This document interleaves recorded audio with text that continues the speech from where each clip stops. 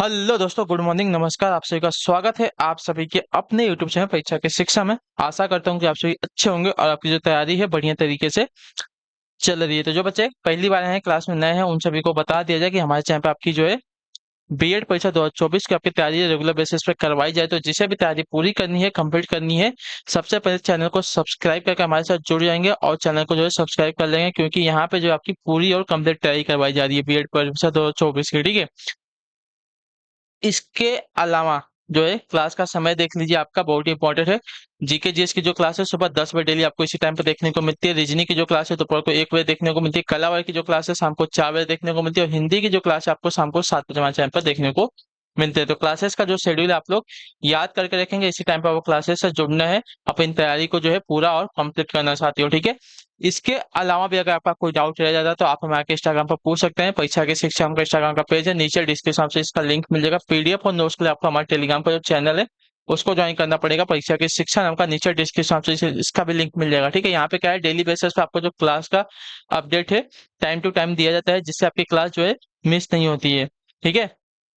और जो आपका एग्जाम का अपडेट है वो भी आपको यहाँ पे बताया जाएगा। जैसे ही कुछ अपडेट आएगा उसके बारे में आपको यहाँ पे सबसे पहले बताया जाएगा। ठीक है।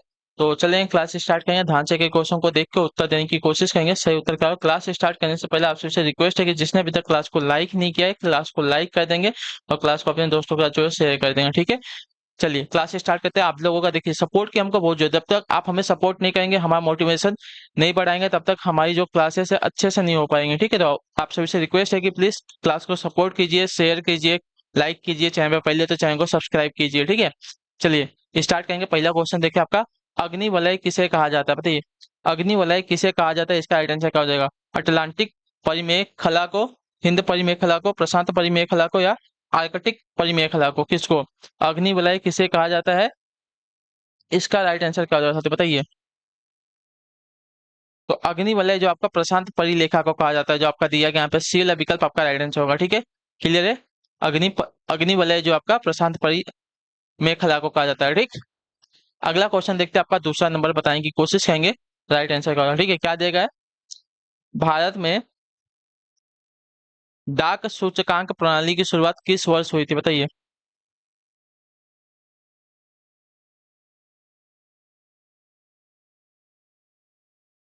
भारत में डाक सूचकांक प्रणाली की शुरुआत किस वर्ष हुई।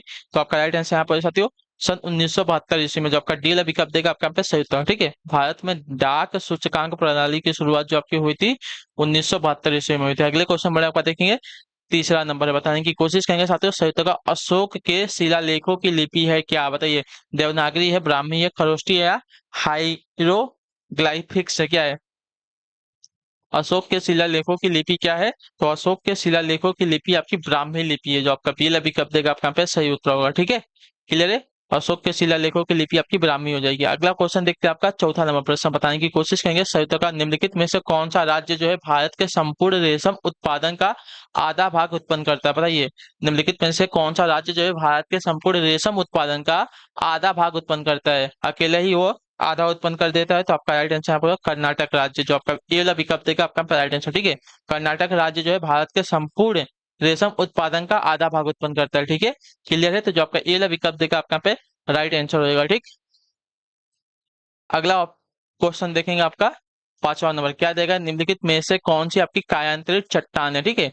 कायांतरित चट्टान इन चारों में से कौन सी है, ग्रेनाइट, शैल, संगमरमर, या बेसॉल्ट। इसमें से कौन सी आपकी एक कायांतरित चट्टान है। तो कायांतरित चट्टान का एक प्रारूप हो जाएगा संगमरमर। जो आपका सी वाला ऑप्शन देगा आपका यहाँ पे सही उत्तर होगा। ठीक है। क्लियर सभी को इसके बारे में। कायांतरित चट्टान आपकी यहाँ पे संगमरमर हो जाएगी। ठीक। क्लियर। अगले क्वेश्चन बढ़ेगा, आपका देखेंगे छठा नंबर प्रश्न बताने की कोशिश करेंगे साथियों। सही उत्तर का सिंधी को किस संवैधानिक संशोधन द्वारा संविधान की 8वीं अनुसूची में शामिल किया गया बताइए। सिंधी को किस संवैधानिक संशोधन द्वारा संविधान की 8वीं अनुसूची में शामिल किया गया है। तो आपका सही उत्तर हो जाएगा साथियों 21वें संविधान संशोधन के द्वारा। जो आपका दिया गया यहाँ पे ये वाला विकल्प आपका यहाँ पे राइट आंसर हो जाएगा। ठीक है।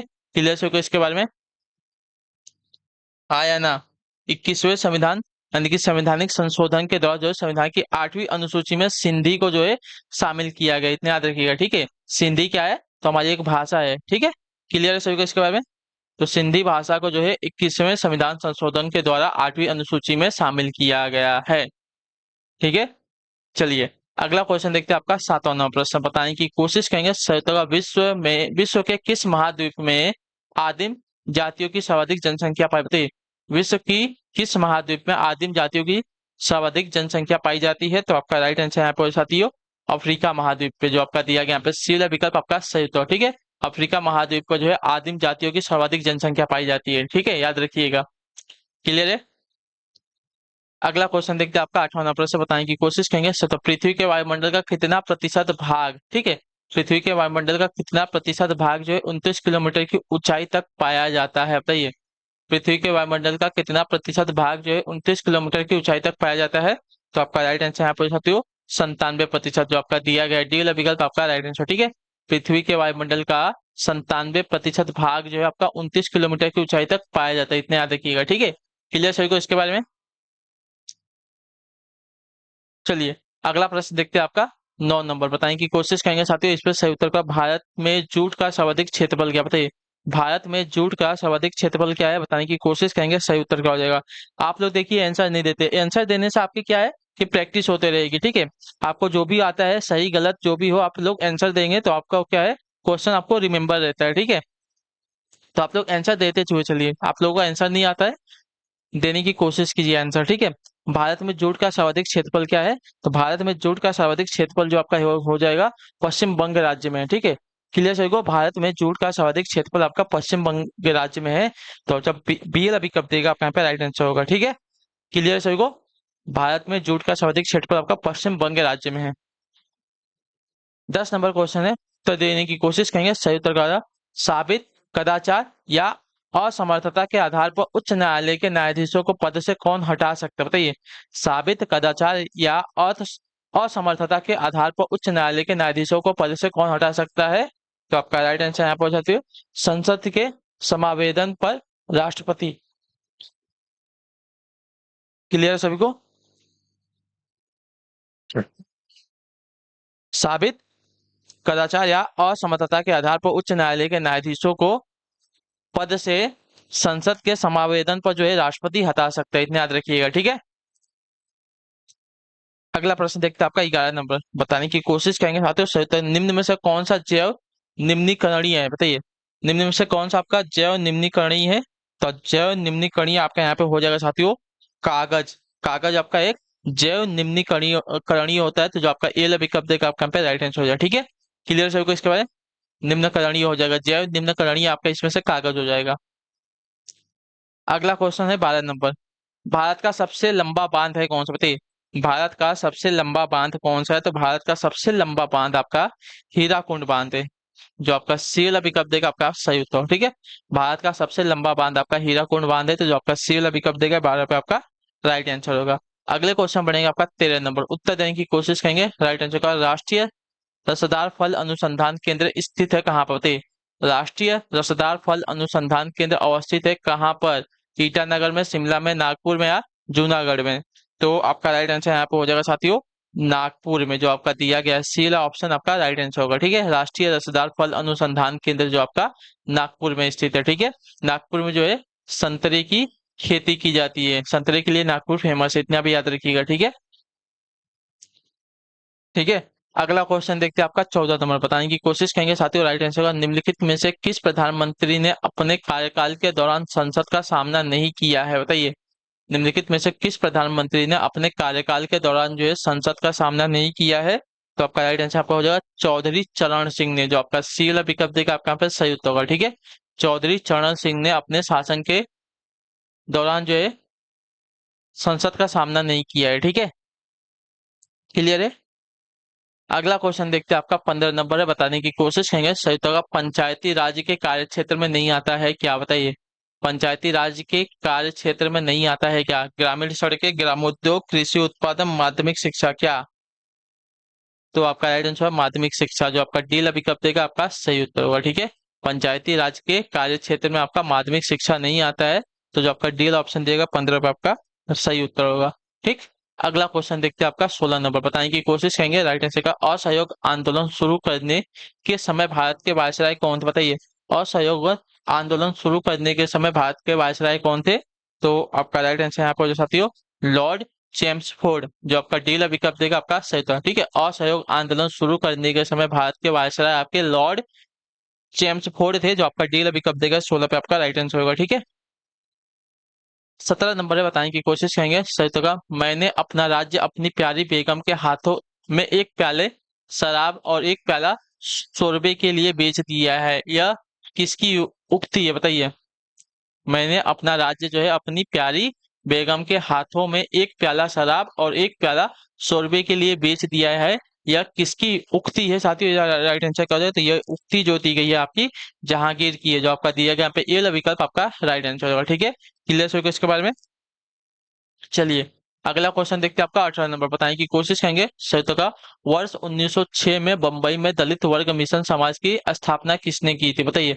वर्ग वर्ष 1906 ईस्वी में, ठीक है, वर्ष 1906 ईस्वी में बंबई में दलित वर्ग मिशन की स्थापना किसने की थी? तो आपका राइट आंसर यहाँ पे हो जा सकती है बी आर शिंदे ने। ठीक है, जो आपका दिया गया यहाँ पे ये वाला विकल्प आपका राइट आंसर। ठीक है, वर्ष 1906 ईस्वी में बंबई दलित वर्ग मिशन की स्थापना आपकी वी आर शिंदे ने की थी। ठीक है, क्लियर है सभी को इसके बारे में। चलिए अगले क्वेश्चन बढ़े आपका देखिए 19 नंबर बताने की कोशिश करेंगे। राइट आंसर वह भारतीय राज्य जिसका वित्तीय लेन देन भारतीय रिजर्व बैंक के माध्यम से नहीं होता है, कौन सा बताइए?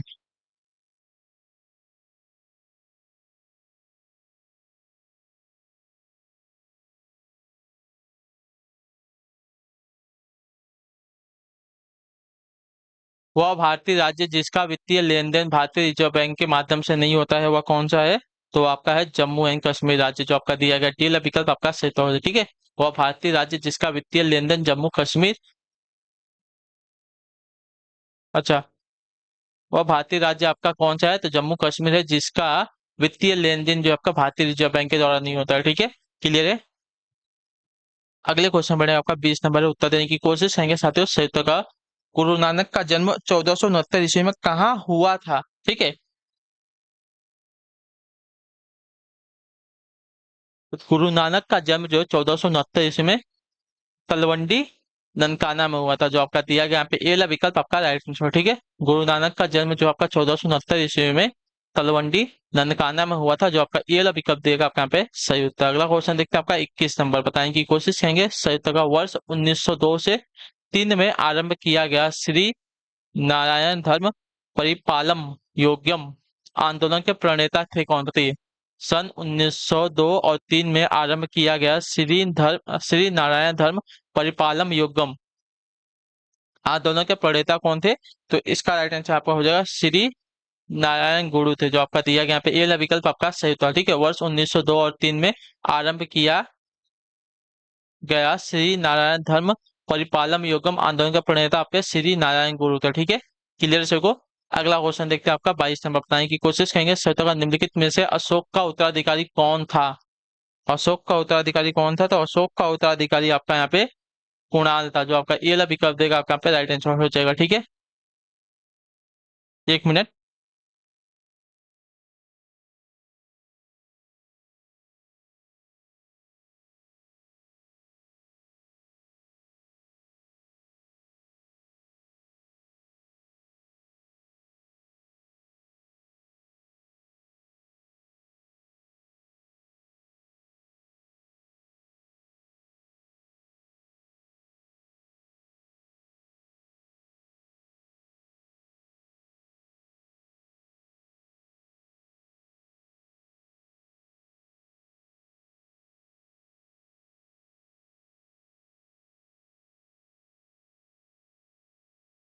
चलिए क्लियर है, तो अशोक का उत्तराधिकारी यहाँ पे कुणाल था। अगले क्वेश्चन बढ़े आपका देखेंगे 23 नंबर, क्या देगा? राजा राम मोहन राय द्वारा ब्रह्म समाज की स्थापना की गई थी, किस वर्ष में? तो आपका उत्तर हो जाएगा 1828 ईस्वी में, जो आपका दिया गया सी विकल्प आपका सही उत्तर होगा। ठीक है, राजा राम मोहन राय द्वारा ब्रह्म समाज की स्थापना 1828 ईस्वी में की गई थी। अगला क्वेश्चन आपका देखेंगे 24 नंबर, बताने की कोशिश करेंगे सही उत्तर। गांधी जी किस गोलमेज सम्मेलन में भाग लेने के लिए लंदन गए थे बताइए? गांधी जी जो है किस गोलमेज सम्मेलन में भाग लेने के लिए लंदन गए थे? तो आपका राइट आंसर यहाँ पे हो जाएगा साथियों द्वितीय गोलमेज सम्मेलन में, जो आपका दिया गया यहाँ पे बी वाला विकल्प आपका सही उत्तर होगा। ठीक है, गांधी जी जो है द्वितीय गोलमेज सम्मेलन में भाग लेने के लिए आपके कहाँ गए थे, तो लंदन गए थे। ठीक, अगला क्वेश्चन देखते हैं आपका, देखेंगे 25 नंबर बताने की कोशिश करेंगे, आपका राइट आंसर कौन जाएगा। शिवाजी का आध्यात्मिक गुरु कौन था, बताइए। शिवाजी के आध्यात्मिक गुरु कौन थे, तो शिवाजी के आध्यात्मिक गुरु आपके गुरु रामदास थे, जो आपका दिया गया यहाँ पे, ये वाला विकल्प आपका राइट आंसर होगा। ठीक है, शिवाजी के आध्यात्मिक गुरु आपके रामदास थे। अगले क्वेश्चन बढ़े आपका, देखेंगे 26 नंबर बताने की कोशिश करेंगे साथियों, सही उत्तर का अफ्रीका अमेरिका ने फ्री हिंदुस्तान अखबार, अमेरिका में फ्री हिंदुस्तान अखबार किसने शुरू किया था, बताइए। अमेरिका में फ्री हिंदुस्तान अखबार किसने शुरू किया था, तो आपका राइट आंसर यहाँ पर हो जाएगा साथियों, तारकनाथ दास ने, जो आपका दिया गया डी विकल्प आपका सही था। ठीक है, अमेरिका में फ्री हिंदुस्तान अखबार जो है आपका तारकनाथ दास ने शुरू किया था। ठीक है, क्लियर है, बहुत इंपॉर्टेंट क्वेश्चन, याद रखिएगा। अगला क्वेश्चन देखते हैं आपका 27वां, बताने की कोशिश करेंगे साथियों, सही उत्तर क्या हो जाएगा। निम्न में से किस संगीत वाद्य को हिंदू मुस्लिम गान वादों का सबसे श्रेष्ठ माना गया है, बताइए। निम्न में से किस संगीत वाद्य को जो है हिंदू मुस्लिम गान वादों का सबसे श्रेष्ठ मिश्रण माना गया है, तो आपका राइट आंसर यहाँ पे हो जाएगा साथियों, सितार को, जो आपका दिया गया डी विकल्प आपका राइट आंसर। ठीक है, सितार वाद्य यंत्र को जो है हिंदू मुस्लिम गान वादों का सबसे श्रेष्ठ मिश्रण माना गया है। अगले क्वेश्चन बढ़ेगा का 28 नंबर बताने की कोशिश करेंगे, तो वेदों के संकलन करता है कौन, बताइए। वेदों के संकलन करता कौन है, तो वेदों के संकलन करता आपके यहाँ पे हो जाएंगे वेद व्यास, जो आपका पी विकल्प देगा आपके यहाँ पे राइट आंसर होगा। ठीक है, क्लियर है, वेदों के संकलन करता आपके वेद व्यास जी हैं। अगला क्वेश्चन देखते हैं आपका 29 नंबर है, बताने की कोशिश करेंगे, प्रथम भारतीय साम्राज्य स्थापित किया गया किसके द्वारा, बताए। प्रथम भारतीय साम्राज्य किसके द्वारा स्थापित किया गया था, तो आपका राइट आंसर है चंद्रगुप्त मौर्य के द्वारा, जो आपका सी विकल्प देगा आपका यहाँ पे सही उत्तर होगा। ठीक है, चंद्रगुप्त मौर्य के द्वारा जो है प्रथम भारतीय साम्राज्य स्थापित किया गया है।